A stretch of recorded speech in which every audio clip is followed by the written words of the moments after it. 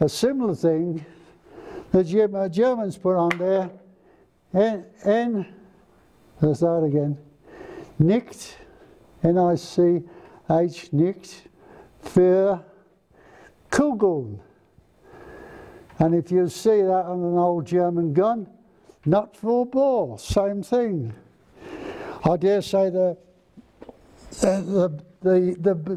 French and the French and the Belgians had something similar, but I can't speak the lingo.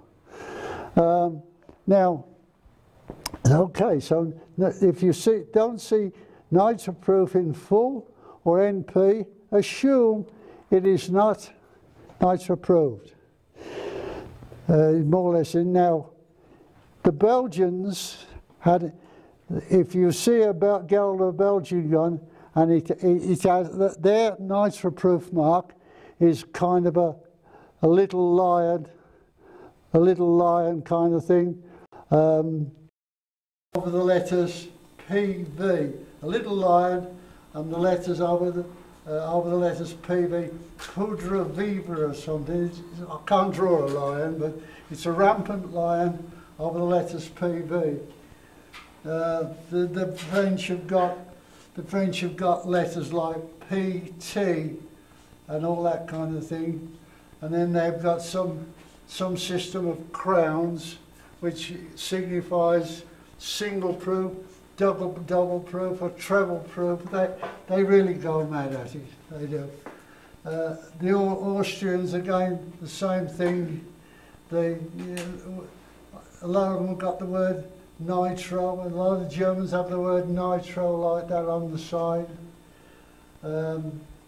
Anyway, you can get a book from the proof house, a little book from the proof house in England, or either the London proof house or the Birmingham proof house, which gives all the European proof marks. But the main ones you want to look for is the ones that are, it's nitro. If you get a gun in this black powder, tell the guy, hey, this is black powder, you know, and cover yourself up, because if the guy's using nitro in it, it's never been tested for nitro, something happens, it comes along to you. You were the last guy who repaired it. I want 500,000 bucks, or so whatever, you know.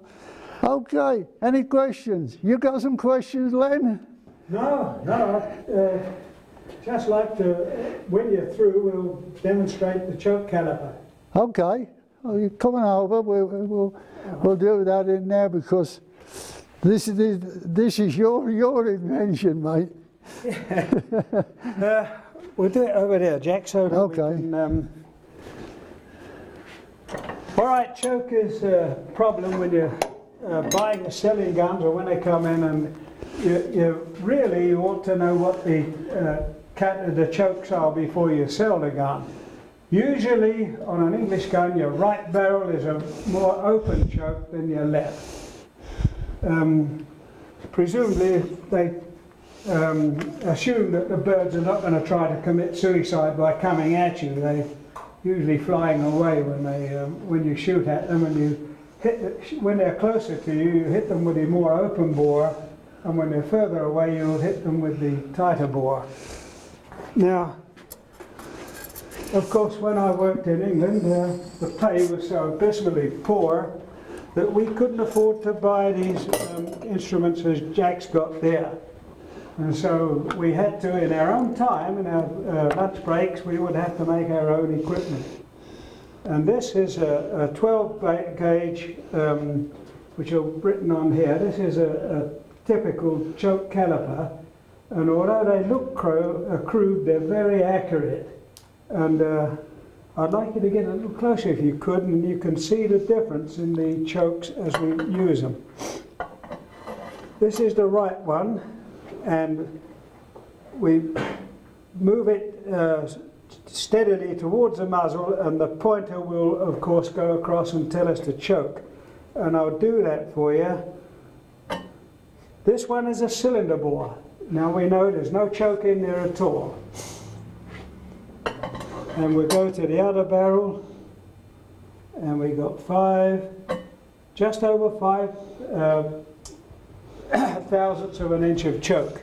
That's how accurate that thing is, and that would be. And we'll check it with this one. You may indeed, you can check it with your. Do the same thing with your bore gauge. Now, I can slide it in and slide the thing slowly out.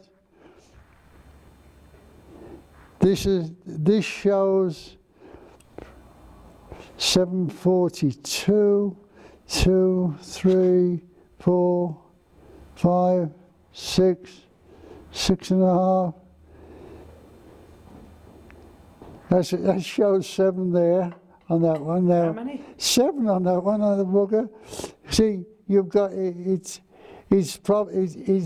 bell mouth. You see, yeah. And this one's 742, 741 I should say. 4, 5, 6, 7, 8, 9. I'm showing 9 there. Well, let me try it again. So, Maybe I'm out of touch, but we'll certainly have another crack at it. Here we go. Come watch this, Jack. Yeah. Here we go. It's moving in, look. About just 2.5. Yeah, there you go. We are nearly 5. Yeah. On that barrel. And here, once again, there we go. There's 5. About 7 thou in that one. But as I say, these are on 5 thou graduation, you see. Yeah.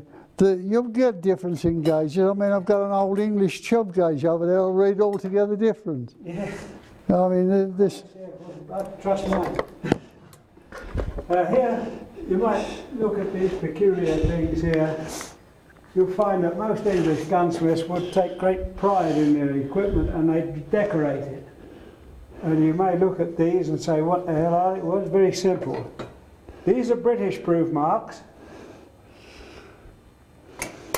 These are, beg your pardon, that's a Belgian proof marks.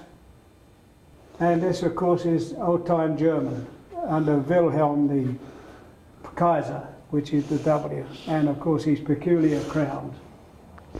So, any of you would like to look at it, you're welcome. You made those in Kenya, did you? No, I made them here. Yeah. Now this is a different gauge. This one you screw up. It's got the clock on it, and it pulls in. And there's three jaws open up, and it does the same as the other one virtually, but it'll give a different reading to the others. I mean, very often you'll get a different reading on different gauges.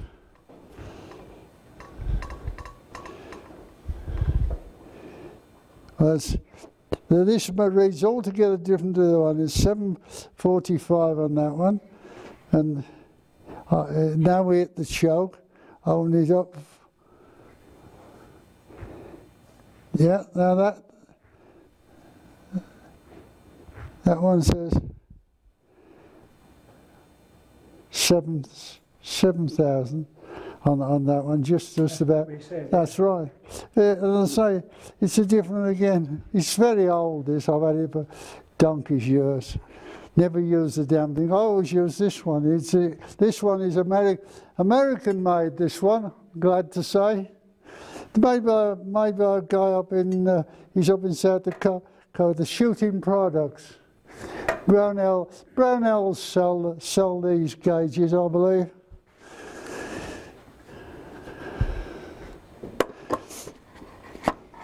Well, thanks for bringing your gauges in, Len. I mean, it's nice to see something different, isn't it? I mean, you've seen these guys with the carrot type gauges as well. You know, the graduations on a tapered plug. You know. Oh yeah. I mean, to measure the chokes, you must know what the bore diameter is before the choke. So usually the one where they poke a dime down the barrel is absolutely useless. It's telling them nothing.